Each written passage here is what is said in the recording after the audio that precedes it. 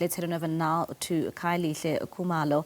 And of course, he is attending the Calabash Awards, and that's where the Vice Chancellor of UNISA, former President Mbeki, is delivering an address. Let's take you there live. In Calabash Award event and convey the gratitude of the university that you've been able to honor us by your presence. I extend a special welcome to the distinguished fellow South Africans and others who are recipients of our Calabash Awards. Ms. Yvonne Chagaminga, Peter Paul Ngwenya, the Zenex Foundation, Professor Tebogo Moja, Dr. Johan van Zyl, Christine Kunta, and posthumously our distinguished leader and Pan-Africanist, the former President of Namibia, Dr. Samuel Shashifuna Daniel Nyoma. I congratulate them on joining the esteemed company of Calabash Award winners and salute them for the invaluable and various contributions they have made towards the accomplishment of the goal of the reconstruction and development of our country, our region and continent.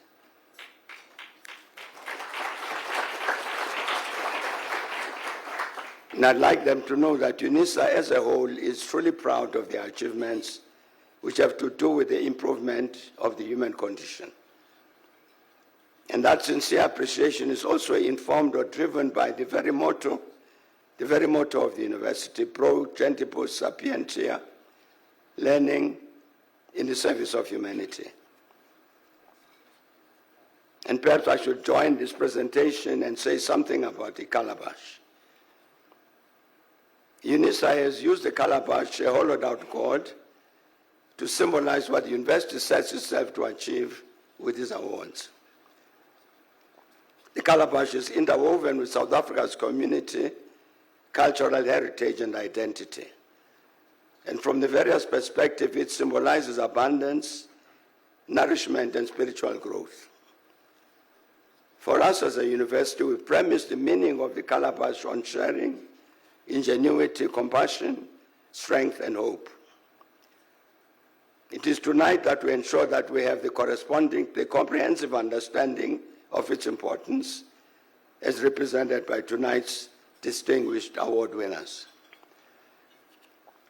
Tonight's recognition of these eminent and esteemed personalities also provides us with a moment of reflection.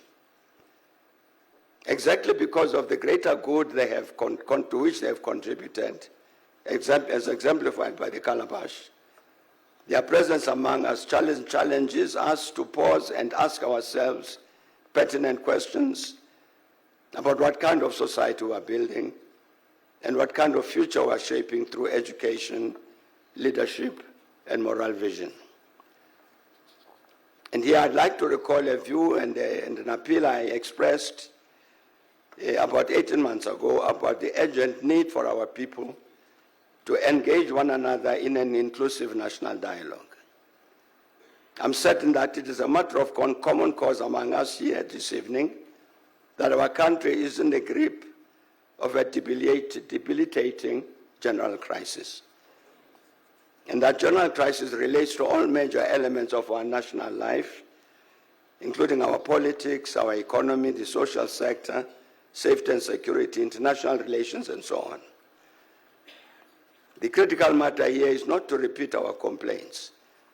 Rather, it is to answer in a concrete manner beyond the drafting of a mere wish list, to answer the very challenging question, what is to be done?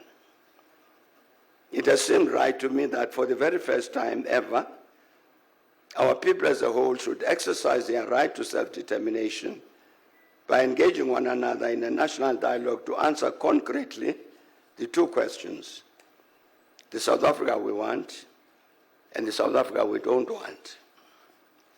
And every passing day in our country confirms the urgency of convening that national dialogue.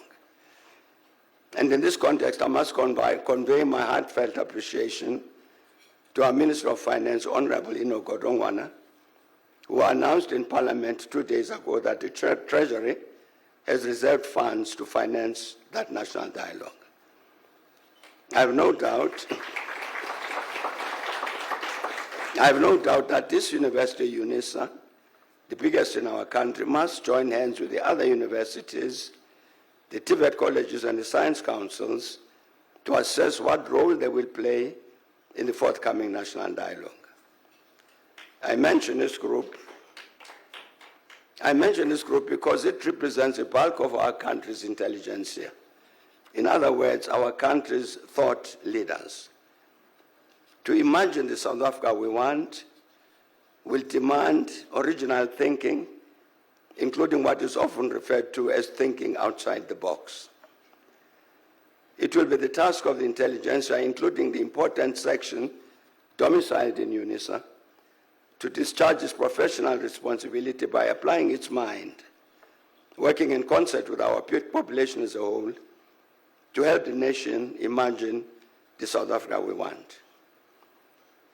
In this regard, I'd like to believe that as it engages in the national dialogue, the intelligentsia in UNISA will draw inspiration and strength from the example that has been set by our collective of Calabash Award winners, including those that we celebrate this evening.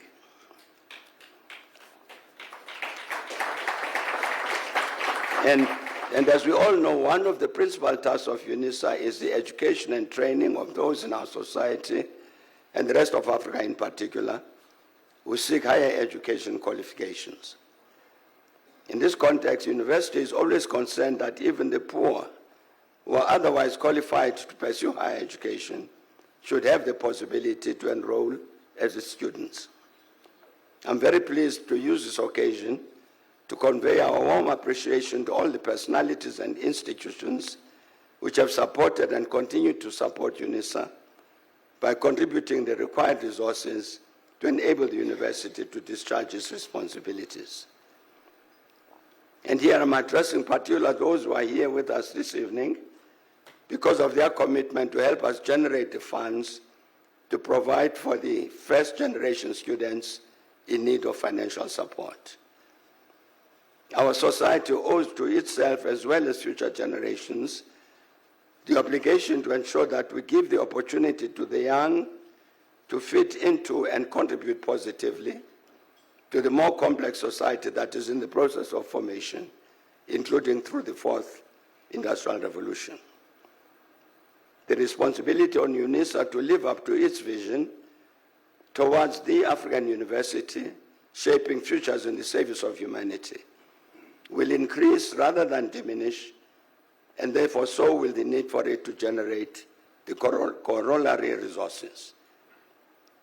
Indeed, we feel privileged and empowered that in this regard, we can continue to count on many who are with us here today and many others outside of this hall.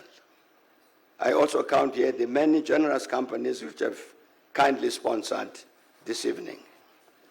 So once again, dear friends, a very warm welcome to everybody, including our honored award winners, with my hope and all of us will have a pleasant, a memorable, and that's UNISA Chancellor, there, former President Thabo Mbeki, giving an address at the Chancellor's Calabash Awards, and that's taking place this evening in Saturn, and that's where they are honouring at least 9 outstanding South Africans this evening.